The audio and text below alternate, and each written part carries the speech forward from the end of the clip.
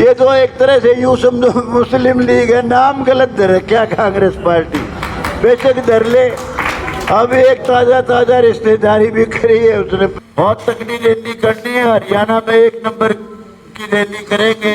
इसी सफीदों की धरती में मुख्यमंत्री जी का प्रोग्राम लेने वाले हैं। एज म्युनिसिपल कमिश्नर कम से कम 50-100 आदमी का जुगाड़ होना चाहिए। अकेले ही उठ के आगे यार क्या फायदा हुआ। अब फिर ढूल साहब मेरे जेब देगा सारा। तारीख से 31 तारीख तक मनाया था अटल जी का जन्मदिन, लेकिन मैं क्योंकि बाहर था,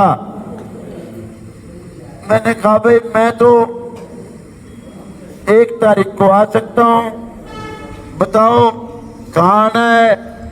जितेंद्र रोड जी ने मुझे कहा कि जी था तो प्रोग्राम 31 तारीख तक का, लेकिन आप बाहर हो कोई बात नहीं, 1 तारीख का कर लेते हैं। मगर कहाँ है प्रोग्राम, कहने लगे लिया धर्मशाला में ये प्रोग्राम है। तो मैं तो इस तरह से रूटीन में खबर दे देते हैं प्रोग्राम की, हमारे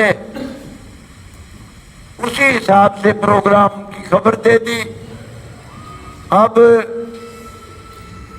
हमारे ढूल साहब का कहना ये है कि और जगह तो 450 की हाजिरी थी, पर यहाँ हाजिरी कम रही। भाई जगह भी यहाँ कम ही है। जितने लोग आए हुए इस धर्मशाला में, कुछ बाहर खड़े हैं, लगभग जितनी कुर्सी लगी है सारे हैं। पर चलो कई भाइयों का शौक, वो भाषण कम सुनते हैं, बाहर ज्यादा मजा लेते हैं, तो कुछ बाहर खड़े हैं वो भाई, कोई बात नहीं। लेकिन एक बात कहता हूं भाई,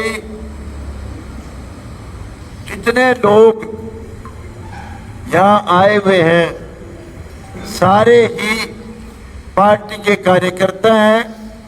मैं अगर पार्टी का कैंडिडेट था यहाँ तो इसलिए मेरे को वोट दे दिया है सारे पार्टी के, पार्टी से अलग कोई नहीं है। इसमें तो किसी की कोई कहने की जरूरत है नहीं। यदि मेरे अपने आदमियों को सूचना दे दूं, जैसे रूटीन की बात है भाई धर्मशाला में प्रोग्राम है, इससे फालतू कोई बात नहीं थी। हमने अभी बहुत तकड़ी रैली करनी है, हरियाणा में 1 नंबर की रैली करेंगे। इसी सफीदों की धरती में मुख्यमंत्री जी का प्रोग्राम लेने वाले हैं, तो उसमें भाई पूरी ताकत लगाएंगे। आप सब ने ताकत लगानी है। और आइंदा एक बात का और ध्यान रख लेना भाई, कहने की जरूरत नहीं पड़े, जितने कार्यकर्ता है, जिनकी जिम्मेवारी है, मंडल अध्यक्ष है, उनकी विशेष तौर से जिम्मेवारी है मंडल के अध्यक्ष, कम से कम 100 आदमी लेके आए एक मंडल अध्यक्ष। हमारे जो मार्केट कमेटी के चेयरमैन हैं दोनों, उनकी भी जिम्मेवारी है, कम से कम 100 आदमी लेके आओ कार्यकर्ता। और आइंदा कोई भी प्रोग्राम लिया धर्मशाला में नहीं होगा, सारे प्रोग्राम सैनी धर्मशाला में होंगे जिसमें मैं आऊंगा। जब यहाँ कोई है ही नहीं, बैठने की जगह ही बहुत थोड़ी सी है और आवाज भी गूंजती है, तो भाई ये आइंदा सबसे मेरी गुजारिश है, आइंदा कोई हमारा कोई ना आंकलन करे कि जी यहाँ तो है जी 150 और सारी जगह थे जी 400। हमारे तो किसी से प्रोग्राम कम हुए ही नहीं। मैं तो बीजेपी जब ज्वाइन की थी, जिस दिन मैंने ज्वाइन की उस दिन खाली पड़े थे अडवाणी जी की हाजिरी में, हिसार में ज्वाइन की थी। हमारे लोग कम से कम 8-10 हजार थे जिनने जाके वो सारा पंडाल भरा था। जितनी रैलियां हुई है, इतिहास की बात है, मदन गोयल जी आप गवाह हो, सबसे ज्यादा हाजिरी हम लेके आए, हमेशा कहीं कम हाजिरी नहीं हुई। तो भाई अपने सब साथियों से मेरा आग्रह है, आइंदा जब भी कोई प्रोग्राम हो, किसी तरह का प्रोग्राम हो, उसमें एक आदमी जो कार्यकर्ता विशेष तौर से जो जिम्मेवार है, 2 मनोनीत हमारे मंडल, वो क्या नाम इसके म्युनिसिपल कमेटी के हरीश शर्मा और वो अपना सोनी जी, आप लोग नॉमिनेट करे हो यहाँ एज म्युनिसिपल कमिश्नर। कम से कम 50-100 आदमी का जुगाड़ होना चाहिए। अकेले ही उठ के आगे यार क्या फायदा हुआ। अब फिर ढूल साहब मेरे जेब देगा सारा। आपकी हाजिरी में कम हुई। खैर चलो, ये बात तो थी सिर्फ यहीं तक।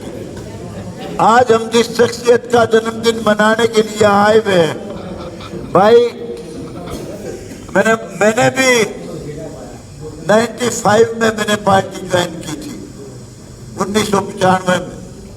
उसके बाद एक सम्मेलन हुआ था, मदन गोयल जी आपको ध्यान होगा जरूर, आप उस समय पार्टी में थे। शिवाजी पार्क में बहुत तगड़ी रैली हुई थी, शिवाजी पार्क में आपको ध्यान है। वहां अडवाणी जी ने खड़ा होके डिक्लेयर किया था कि हमारे प्राइम मिनिस्टर पद के उम्मीदवार अटल बिहारी वाजपेयी है।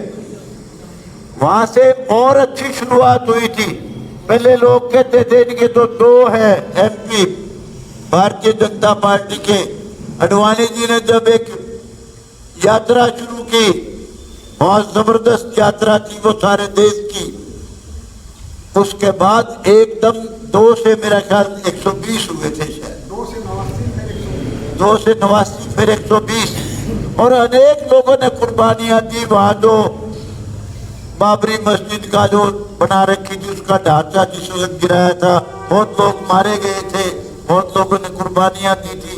2 डालमिया परिवार के 2 भाई थे, सगे भाई, जिनका वहां कत्ल हुआ था। तो बहुत लोगों ने कुर्बानी दी है इस पार्टी के लिए। पुराने वक्त में दे पार्टी जानी जाती थी अटल अडवाणी, उनके नाम से पार्टी चलती थी। तो उसके बाद जहाँ तक अटल बिहारी वाजपेयी जी का सवाल है, बहुत बातें बताई है, गोयल जी ने भी, सब ने बताई है। भाई मुझे जितना याद है, अरे टिक जा भाई, वही मुझे जितना याद है अटल जी के बारे में, अटल जी इसमें तो कोई शक है ही नहीं, कवि के अलावा बहुत तगड़े स्पीकर थे इस देश के। One of the best speaker Atal Bihari Vajpayee थे। और जहां वो जाके भाषण देते थे, मुझे याद है उन दिनों में बीजेपी में नहीं था मैं, हम कनाट प्लेस में चले गए, एक पंडित जी थे, उनके दीवाने थे, जहां मैं ठहरा हुआ था, टिकट ली हुई थी अपने रीगल सिनेमा की, पिक्चर देखने के लिए गए थे। और वो कहने लगे जी अटल जी का भाषण होने वाला है, रुक जाओ सुन के चलते हैं। तो मैंने कहा जी के जनसंघ सुनना, क्योंकि हमारे संस्कार ऐसे थे, हम शुरू से कांग्रेसी परिवार में पैदा हुए थे। मगर जनसंघी है के सुनना इसके, कहने लगा जी सुनेंगे, एक बार 2 मिनट के लिए सुनो फिर पिक्चर देख लेंगे। और जब सुनने लगे हम, पिक्चर 2 आती चली गई, अटल जी का सारा भाषण सुना, इतना समा बांधते थे। उन दिनों था वो जब एक अरबाद में सम्मेलन भेजा था हिंदुस्तान ने, मुस्लिम सम्मेलन में हिंदुस्तान की तरफ से सम्मेलन भेजा था, उसको एंट्री नहीं दी गई थी। तो उसमें बहुत जबरदस्त बोले थे अटल बिहारी वाजपेयी, बहुत अच्छे, बहुत तगड़े स्पीकर थे देश के, और बहुत अच्छे इंसान थे, कवि थे, और किसी से डरते नहीं थे। मुझे याद है जब परमाणु परीक्षण किया पोखरण में, बहुत तगड़े देशों ने उनका विरोध किया था, लेकिन किसी से डरे नहीं अटल बिहारी वाजपेयी। बहुत बड़े आदमी थे, बहुत ऑनेस्ट थे, बहुत ईमानदार थे। और दूसरी बात अभी जो बताई थी इन्होंने कि भाई एक एमपी नहीं खरीदा, कहते भाई चिमटे से भी नहीं छूंगा मैं किसी को, बहुत बड़ी बात थी अपनी हुकूमत वाली। और जब से उनको प्राइम मिनिस्टर का कैंडिडेट डिक्लेयर किया, उसके बाद पार्टी राइज करती चली गई। और जितने अटल बिहारी वाजपेयी जब बने, जो बताया जैसे कि गोयल जी ने, कि 24 पार्टियों को साथ लेके चले, लेकिन उस वक्त तक अपना एजेंडा लागू नहीं कर सकते थे, क्योंकि सहयोगियों की शर्त होती थी कि भाई ये आपका एजेंडा तो आपने ताक पर रखना पड़ेगा। लेकिन उसके बाद जो ही मोदी जी ने कमान संभाली, उनको डिक्लेयर किया प्राइम मिनिस्टर का उम्मीदवार, एकदम थम्पिंग मेजोरिटी, अपनी मेजोरिटी आई। और उसके बाद जो कारनामे किए, पहली बार एहसास करा दिया कि भाई ये हिंदुस्तान है, पाकिस्तान नहीं है। ये श्रेय सिर्फ मोदी जी को और पार्टी को जाता है। 370 धारा तोड़ना कोई छोटी बात नहीं, बहुत बड़ी बात थी। उसके बाद राम मंदिर का निर्माण, बहुत काम ऐसे किए हैं, और हमारी महिला बहन बेटियों के लिए तो ऐसे काम किए हैं जो किसी ने सोचे भी नहीं थे। आज देखो एक जाई रिजर्वेशन है एमएलए एमपी की, हमारी बहन बेटियां पहले सोच के लिए बाहर जाती थी, सारे जगह शौचालय बना के कितने काम करे गिना नहीं सकते, लेकिन ये इनकी नींव जो रखी थी उस वक्त अटल बिहारी वाजपेयी जी ने, अडवाणी जी ने इस नींव पे फिर दोबारा से बहुत बड़ी इमारत मोदी जी ने बनाई। तो भाई मैं तो सिर्फ इतना कहने आया हूँ। अब जो भाई कहते हैं, कहीं एक भाई कह रहा था मेरा नाम लेके, भाई मैं एमएलए बना हूं सिर्फ बीजेपी की टिकट की वजह से। अगर मेरे पास बीजेपी की टिकट नहीं होती, मोदी जी का आशीर्वाद नहीं होता, मोदी जी की लीडरशिप नहीं होती और नायब सैनिक को चीफ मिनिस्टर का उम्मीदवार घोषित नहीं किया होता और बने नहीं होते, तो ये सरकार, मैं भी एमएलए नहीं बनता, मैं यही था। मैंने अपनी पार्टी बनाई थी, मेरी 2000 वोट भी नहीं आई थी 1991 में। इस बार मैं एमएलए बना हूं। तो ये घमंड नहीं होना चाहिए कि भाई मेरी वजह से ये यहाँ जीत हुई है। पार्टी का ही सबसे बड़ा श्रेय है, ये सही है, इसमें भी कोई शक नहीं है कि भाई हमारा जो अपना मेरा हो सकता है थोड़ा सा और फालतू हो, क्योंकि यहाँ कभी बीजेपी जीती नहीं थी, पार्टी पहली बार जीती है, थोड़ा बहुत हो सकता है मेरा भी असर पड़ा हो, लेकिन भाई किसी भाई के दिमाग में ये नहीं होना चाहिए कि मेरी वजह से ही सिर्फ जीत हुई है। जीत सिर्फ पार्टी की वजह से हुई है, जीत नायब सैनिक की वजह से हुई है, उसकी लीडरशिप की जीत, मोदी जी की प्राइम मिनिस्टरशिप में जो काम कारनामे किए उन्होंने, उसकी वजह से जीत हुई है, पार्टी की जीत है। मैं तो एक बात और कहता हूँ, जो पार्टी का सपना है